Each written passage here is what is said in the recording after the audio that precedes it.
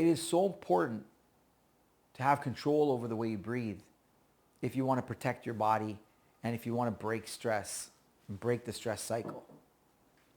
So most people don't really think about how they breathe. And the advice given when you're stressed is just to take deep breaths. That is good advice. In fact, if you put a blood pressure cuff on you and you are someone who suffers from high blood pressure and you took a few deep breaths and then took your blood pressure, it'd probably register as lower than normal to some degree. And of course, it'll vary from person to person. So taking deep breaths is good advice. There's other advice with breathing, especially when you're stressed out in a stressful situation, which is called box breathing. And it's a technique that Navy SEALs use. And so box breathing is basically, inhaling for 4 seconds, holding the inhale for 4 seconds, exhaling for 4 seconds, and then holding the exhale for 4 seconds. So you're literally just going around like a box. And I'll just show you real quick what that looks like. So it would look like this, right? So you do something like hold for 4, exhale for 4, hold for 4, inhale for 4, and repeat. Inhale, hold, exhale, hold. Box breathing. Okay? You may not be able to do it for 4 seconds. It might be 3 or 2. It could be longer. Doesn't matter. The secret there is to get a ratio of 1-to-1 between your inhalations and your exhalations. Important as well, especially in crisis situations when you feel like you're about to lose your mind, or you're going to get emotional, or you're going to snap, or you're upset, or you're going into a stressful situation that's likely going to trigger you to become emotional and so forth. You can focus on that. But most people don't know how to breathe. If you were to go to YouTube and just type in diaphragmatic breathing in babies or babies breathing or something like that, you'll find that the way a newborn breathes, and if you have a child at home, you can very easily just look. Newborn right up to, let's say, 6, 7 years old maybe, you'll notice when they take a deep breath in, it'll be from here.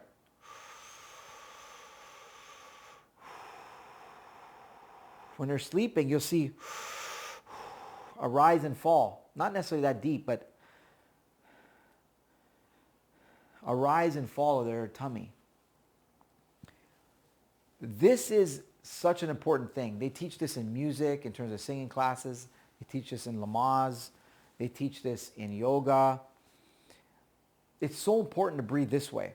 Let's talk about what would happen if you don't breathe this way. And you're likely to breathe from your tummy. If you lie down on your back, you'll find that your tummy will rise and fall. Like so. But then if you sit up and you're not able to, or if you stand and you're not able to, then you're a non-diaphragmatic breather. In other words, you cannot breathe from the diaphragm or belly breathe when you're sitting and standing, and you can possibly only do it when you're lying on your back.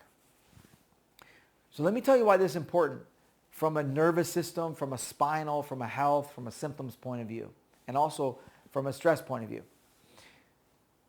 If you are not breathing from here and you're breathing from your chest, what you're going to do is overwork the chest area and the spinal area in the upper back. And so you increase the risk of having upper back stiffness in between the shoulder blades in that area, above the low back and below the neck. Number 2, if you don't breathe from the diaphragm or from the belly and you breathe from the chest, you're also at risk of having low back complaints and possibly even having cyclical episodes of lower back pain. Why? Because you have 4 stabilization or 4 core stabilization muscles. The first area that you need to strengthen to have a strong core is the pelvic floor. Now the pelvic floor is not going to hypertrophy and become this big massive muscle like a chest or a shoulder or something. So that's only going to get so strong. It's limited. What you also have is your transverse obliques. And these oblique muscles would be like when you're holding, if you're to hold yourself up with your elbows and then raise your knees up on an angle. So these obliques, again, in many people are underdeveloped. The third muscle that helps you stabilize a core, a strong core, are your multifidus muscles, or the low back muscles that are deep in and close to the spine.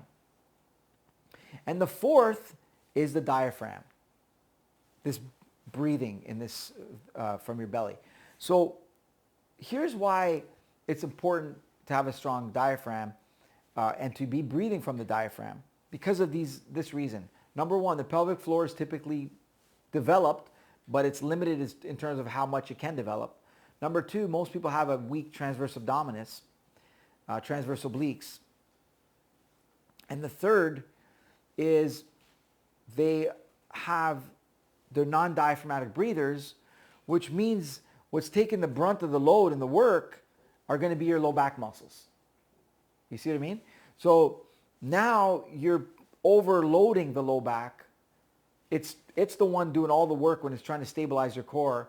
And so naturally, you're going to go through a low back episode where it's going to force you to be bedridden or to be lying on your back. And most people that have low back pain are lying on their backs. Are they lying on their back because of standing up hurts and sitting hurts? Or is it that plus possibly the combination of lying on the back so that they're now breathing from their diaphragm for a few days to kind of take some stress off the low back? Either way, being bedridden and lying on your back is going to help you reduce the load on the back, of course, because there's less stress on the spine when you're lying down compared to sitting and standing. And also, you're going to be most likely breathing from the diaphragm because most people can execute diaphragmatic breathing when they're lying on their back. Now, let me tell you that living in the UAE, I've seen a lot of women who have had many pregnancies, and they've had C-sections. And so naturally, when you're cut down in that area, the lower abdomen, your breath is naturally going to come up to the chest, and you're going to breathe from the chest to avoid injuring the wound or re-injuring the wound. So I know many women that when they lie on their backs and I tell them that this is the proper way to breathe from the diaphragm, they still can't do it. They physiologically are not able to actually do it. That requires some assistance. But if you're the kind of person who can breathe from the diaphragm, your belly can rise and fall when you lie on your back, you need to go to that position when you're stressed out. Lie on your back and breathe. Because what that's going to do is it's going to help decrease stress on your low back. So you're less likely going to have a low back injury. You're less likely going to have stress in the upper back, which is also an important area for where the nerves come out and affect all the organs from a sympathetic point of view. And the last point is if you're stressed out and you're breathing up in here, you can also increase the risk of having a neck complaint, because when you need a deep breath when you're stressed, you're naturally going to do this.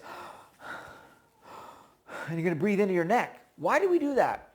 Let me show you that you actually have 3 tanks, 3 areas that can fill with air when you breathe. The first is down here. So if you look here, I'll do it nice and slow, and you can see how much capacity you have in this area. The first is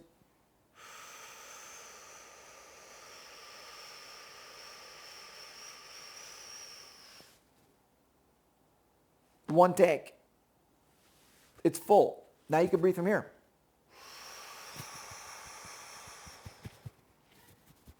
When this is full, you still got this. So you got the last little bit from your neck to get the collarbone up so you can get oxygen to the apex of the lungs, the tips of the lungs. So you got these 3 tanks. You got the tummy, you got the chest, and you got the neck. Maybe it's 2.1 because this isn't such a huge one. But you still have 3 potential areas to breathe. If you're a non-diaphragmatic breather, which means you don't breathe from here, you're a chest breather and you're all constantly breathing from this area,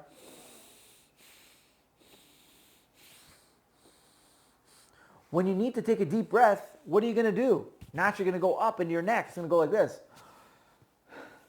So that's going to stress your neck out, which could possibly put some strain on your neck and also the suboccipital area, the bottom of, where your neck meets your skull, and you can get some tension in that area. So you can see that when you're stressed out, breathing in the typical way, which is not the proper way of breathing, which is chest and neck, when you breathe from there, it just adds to your stress. You see that? So it's now going to possibly risk stressing your low back. increase the risk of low back injury, increase the risk of upper back stiffness, upper back pain, pain and discomfort. It's possibly going to risk a neck issue and maybe some tension in your head, or maybe even trigger a headache. So you can see that your breath is so important. It's also important from a mind perspective, because when your mind deviates, your breath will deviate from what's normal. But also when your breath deviates, it deviates the mind even further. So it causes the mind to waver, to wander, to lose its center and its poise even more. Okay? So it's important you can break this breathing mental cycle. It can also help calm your emotions when you breathe this way, right? So when you're taking quiet breaths from the diaphragm and you're regulating your ratios of inhalation to exhalation, you're able to also reduce your stress that way.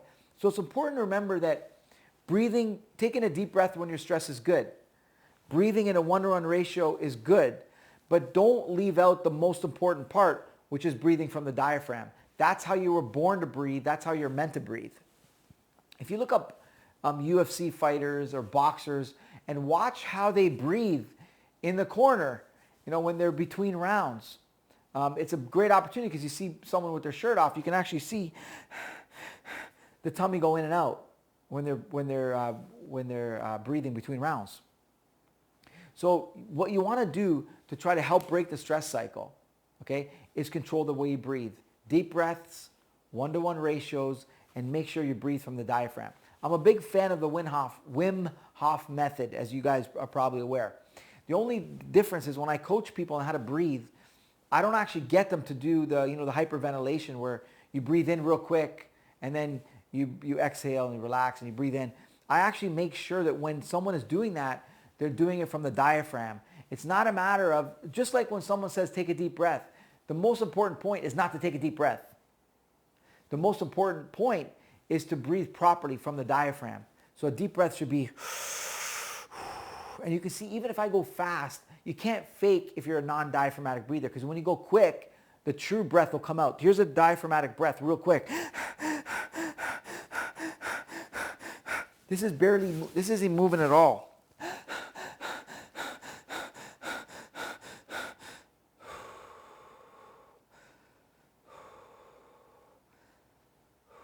That's how you want to breathe. Controlled breathing is important, but also controlling where the breath is going. Not just the rate or the speed, but you want to control where the breath is rising and falling. So this is the first way. I'll be giving you several ways to break the stress cycle. This is one way to break the stress cycle by not breathing from your breast and chest, but by breathing from your abdomen and from your abdominal area. Okay? So real simple. Here's what you can do. You wake up in the morning, you're lying on your back, I'm assuming, or you're lying down at least.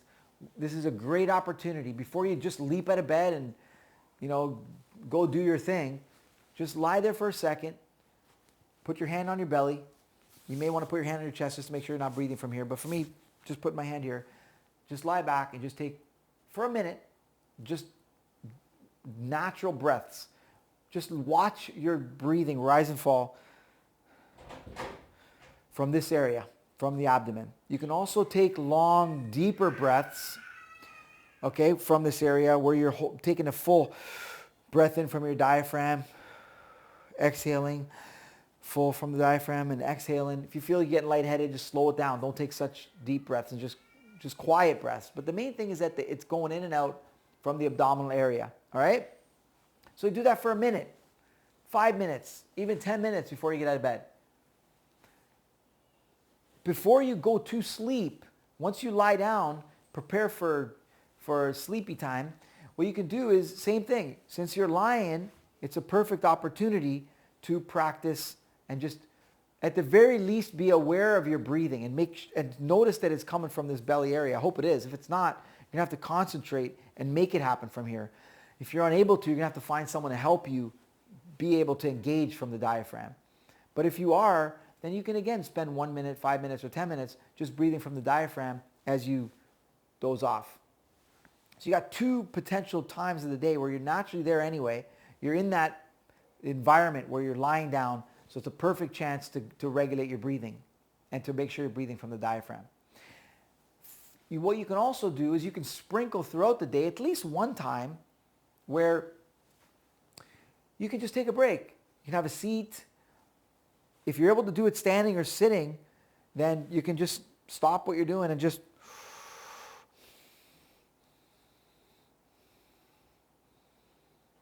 give yourself a minute, 5 minutes, 10 minutes of just breathing from here.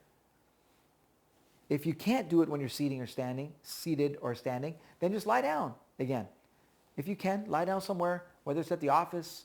I know we're all at home right now, but at the office or you're at home, just lie down on the couch, on the bed, on the floor, and just again, breathe from the diaphragm 1 minute, 5 minutes, 10 minutes. Just start.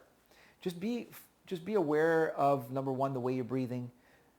Be aware of the opportunity that exists for you to start focusing on your breathing. But this is it. It's a simple thing. You can break the stress cycle, reclaim your brain by just controlling the way you breathe. All right? Don't let anything take your breath away.